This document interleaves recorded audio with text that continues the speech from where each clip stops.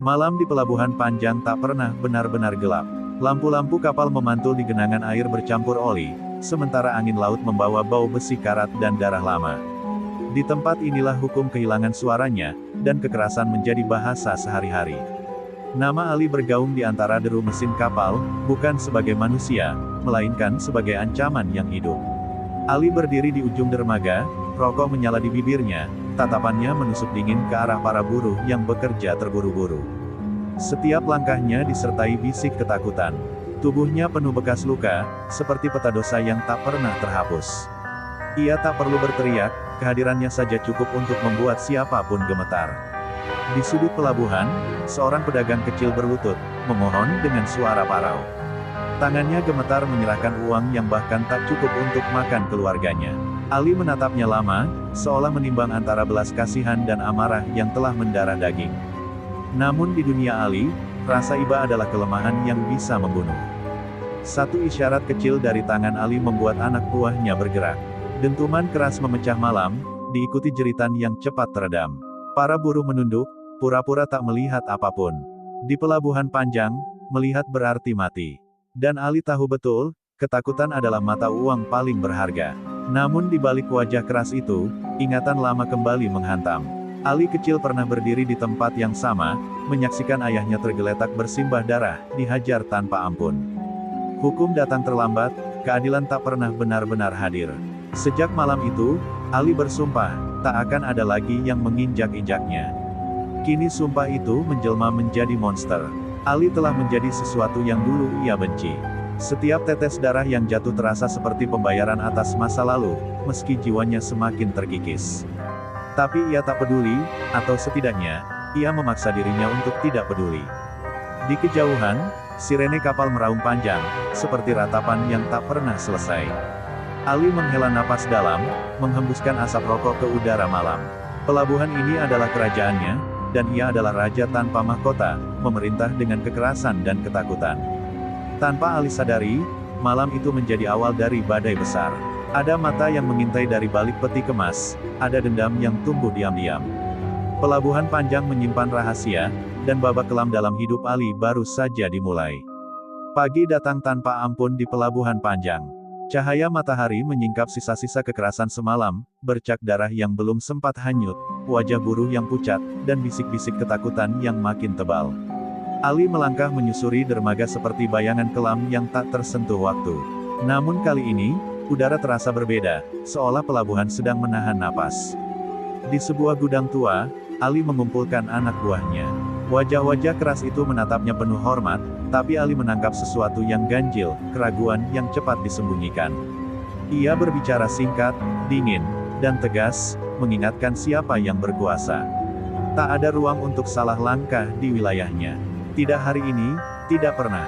Namun laporan buruk datang bertubi-tubi. Setoran malam itu berkurang, beberapa jalur bongkar muat diganggu orang luar. Nama baru mulai beredar, dibisikkan dengan nada berani. Ali meremas rokoknya hingga hancur. Ini bukan sekadar gangguan, ini tantangan terbuka terhadap tahtanya.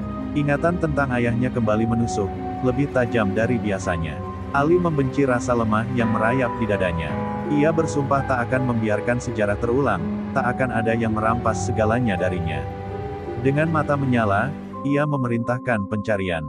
Siapapun yang bermain api, akan dibakar hidup-hidup. Di sisi lain pelabuhan, dari balik peti kemas berkarat, sepasang mata mengamati setiap gerak Ali. Orang itu, tersenyum tipis, seolah menunggu momen yang tepat. Dendam lama dan ambisi baru bertemu, membentuk rencana yang pelan tapi mematikan. Ali belum tahu, tapi jam pasir sudah dibalik. Menjelang senja, Ali berdiri sendirian di dermaga, memandang laut yang tak pernah memberi jawaban. Kekuasaan yang ia bangun terasa berat di pundaknya. Untuk pertama kalinya, ia bertanya dalam diam, sampai kapan darah harus tumpah agar ia tetap berdiri. Teriakan pecah di kejauhan, seorang anak buahnya ditemukan babak belur, nyaris tak bernyawa. Pesan itu jelas, sengaja dibiarkan hidup untuk menakut-nakuti. Amarah Ali meledak, membakar sisa keraguan. Malam ini, pelabuhan akan kembali berwarna merah. Ali melangkah menuju kegelapan dengan rahang mengeras. Ia tak tahu bahwa setiap langkahnya justru membawanya lebih dekat pada kehancuran. Perang belum dimulai, tapi bau darah sudah tercium. Di pelabuhan panjang, tak ada pemenang, hanya yang bertahan paling lama. Malam kembali menyelimuti pelabuhan panjang, lebih pekat dari biasanya. Ali melangkah cepat di antara kontainer, bayangannya memanjang di bawah lampu kuning yang berkedip. Amarah di dadanya tak lagi bisa ditahan, pesan dari musuh telah jelas, dan balasan harus segera dikirim. Gudang tua itu menjadi saksi rapat darurat. Anak buah Ali berkumpul dengan wajah tegang, keringat dingin mengalir meski angin laut menusuk. Ali menatap mereka satu persatu, seolah membaca dosa di mata masing-masing. Ada yang bermain dua kaki, ucapnya pelan, tapi suaranya cukup untuk membekukan ruangan. Perintah disebar, jalur pelabuhan disisir, nama-nama lama dipanggil, dan orang-orang yang dulu tunduk mulai diuji kesetiaannya. Dentuman langkah dan teriakan singkat memecah malam. Ali berdiri di tengah kekacauan itu seperti badai yang ia ciptakan sendiri. Namun justru di saat itulah pisau paling tajam diarahkan dari belakang. Seorang kepercayaan lama, orang yang pernah menyelamatkan nyawanya, menghilang tanpa kabar. Hati Ali bergetar, bukan karena takut, melainkan karena firasat pahit yang tak bisa ia tepis. Pengkhianatan, baginya, adalah dosa yang tak terampuni. Ingatan masa kecil kembali menghantam, bercampur dengan wajah ayahnya yang memudar di genangan darah. Ali mengepalkan tangan hingga gemetar. Ia sadar, semakin tinggi ia berdiri, semakin dalam jurang yang menunggu. Tapi mundur bukan pilihan, ia telah terlalu jauh berjalan. Di sisi lain pelabuhan, musuh bergerak cepat, memanfaatkan celah yang terbuka. Setoran dihentikan, bisikan perlawanan disebar ke buruh dan preman kecil. Untuk pertama kalinya, nama Ali tak lagi diucapkan dengan ketakutan mutlak, ada nada berani yang mulai tumbuh. Ali menemukan satu jejak, tanda kecil yang hanya dikenalnya, kode rahasia yang berarti pertemuan gelap. Dadanya sesak, amarah bercampur luka lama. Malam ini, ia akan menghadapi kenyataan pahit bahwa kekuasaannya dibangun di atas fondasi yang rapuh. Saat Ali melangkah menuju titik pertemuan itu, hujan turun deras, menyamarkan langkah dan niat. Api pengkhianatan telah menyala, dan tak ada cara memadamkannya tanpa membakar segalanya. Perang sesungguhnya akhirnya dimulai.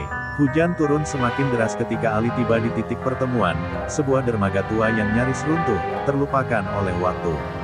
Lampu-lampu pelabuhan berkedip seperti nyawa yang sekarat. Setiap langkah Ali terasa berat, bukan karena air yang menggenang, melainkan karena firasat buruk yang menggerogoti dadanya. Dari balik bayangan, sosok itu muncul.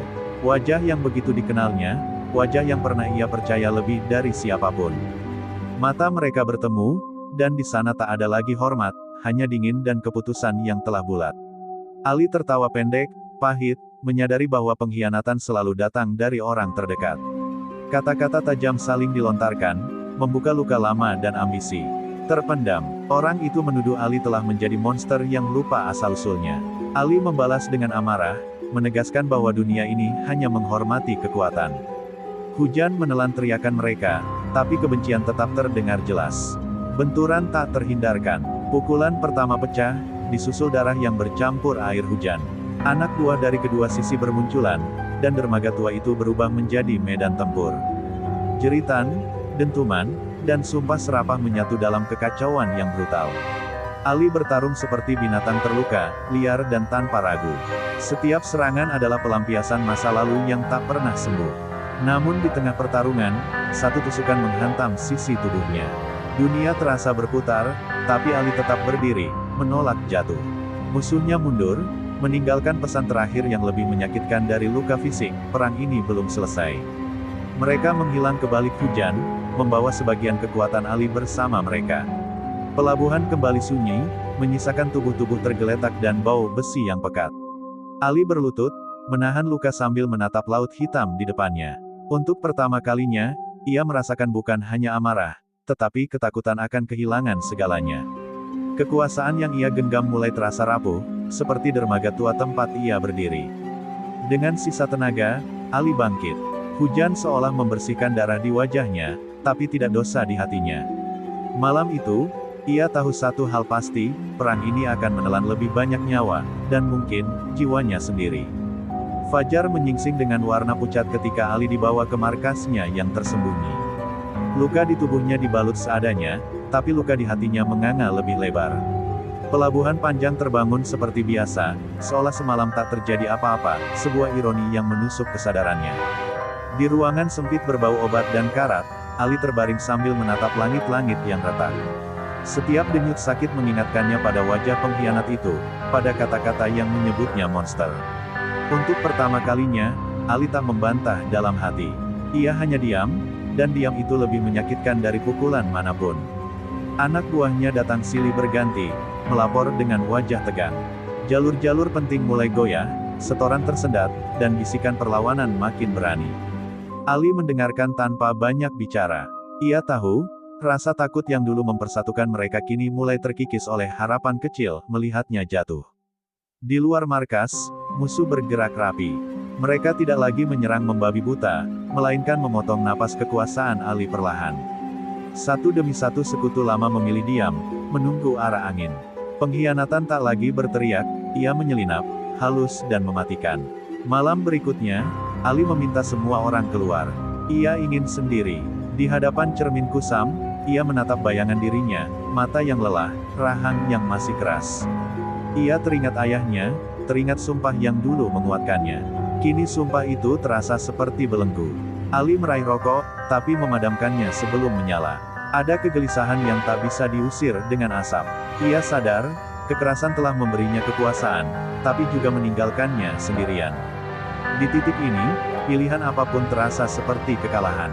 Keputusan akhirnya lahir dari keheningan. Ali memanggil orang-orang tersisa yang masih setia. Suaranya tenang, jauh dari amarah yang biasa. Ia memerintahkan penguatan wilayah inti dan satu langkah berani, menghadapi musuh secara terbuka, bukan dengan teror, melainkan perhitungan. Saat malam kembali menutup pelabuhan panjang, Ali berdiri di ambang pintu markas. Angin laut menerpa wajahnya, membawa bau besi dan kenangan. Perang ini belum usai, tapi kini Ali tahu, yang paling berbahaya bukan musuh di luar, melainkan luka yang tumbuh di dalam dirinya sendiri. Pelabuhan panjang kembali bergemuruh saat malam turun, namun, kali ini bukan oleh suara mesin kapal, melainkan oleh ketegangan yang menggantung di udara. Ali berdiri di titik tertinggi gudang tua, menatap wilayah kekuasaannya yang kini terasa asing. Setiap sudut menyimpan kemungkinan pengkhianatan, setiap bayangan bisa berubah menjadi musuh. Anak buah yang tersisa berkumpul dalam lingkaran sempit. Tak ada sorak, tak ada ancaman. Ali berbicara dengan nada rendah, penuh perhitungan.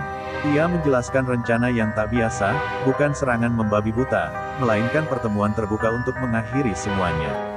Beberapa wajah terlihat ragu, tapi tak ada yang berani menolak. Sementara itu, kabar pertemuan menyebar cepat, seperti api menyusuri kabel berkarat. Musuh Ali menangkap umpan itu, tersenyum yakin. Mereka percaya Ali sedang terdesak, siap dijatuhkan. Tak seorang pun menyadari bahwa Ali telah menyiapkan jalan pulang, entah sebagai pemenang, atau sebagai bayangan terakhir. Di sela persiapan, Ali menyendiri sejenak di dermaga. Ia menatap laut gelap yang beriak pelan. Dalam sunyi itu, ia berbicara pada dirinya sendiri, pada ayah yang tak sempat ia selamatkan. Jika malam ini adalah akhirnya, setidaknya ia akan berdiri, bukan bersembunyi.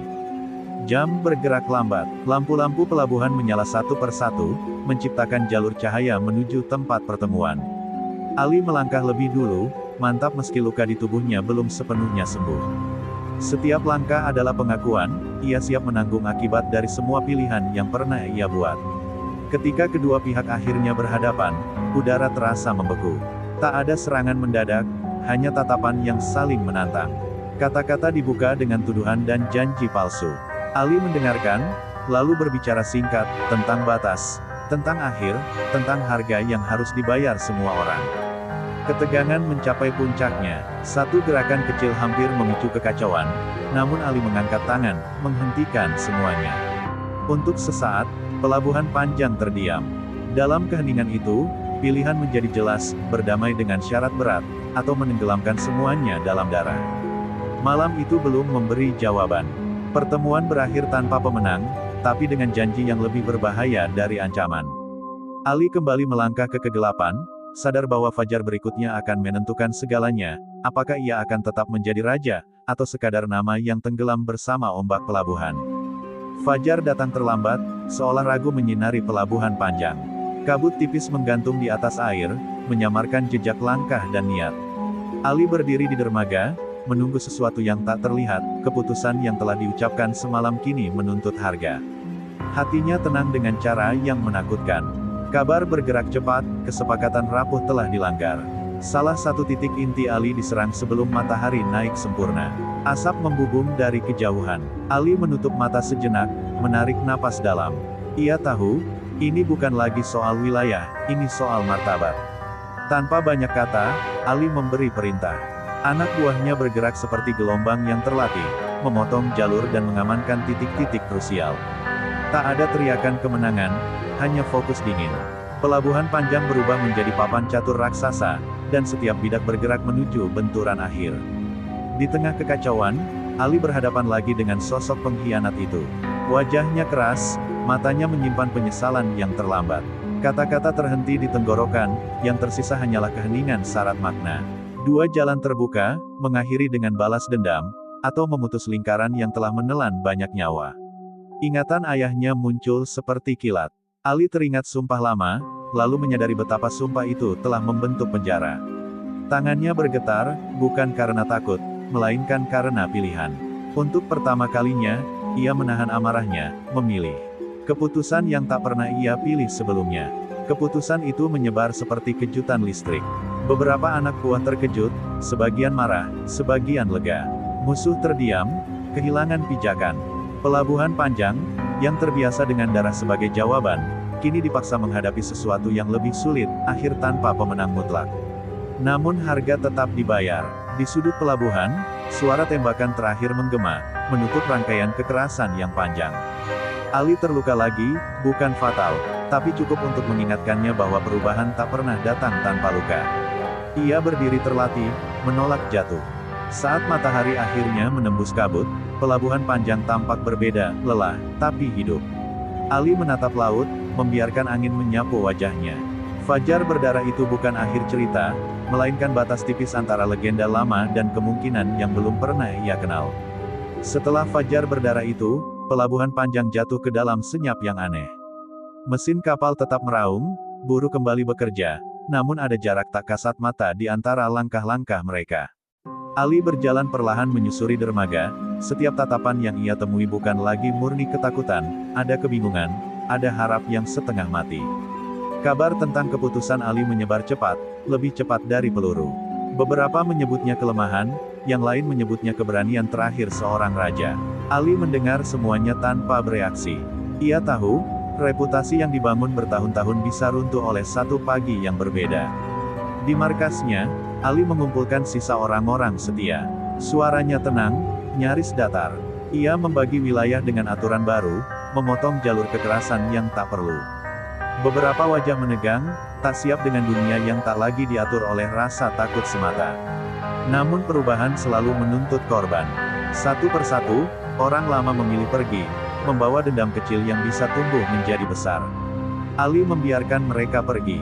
Untuk pertama kalinya, ia tak mengejar bayangan yang meninggalkannya. Pelabuhan tak lagi menjadi sangkar yang harus ia kunci rapat.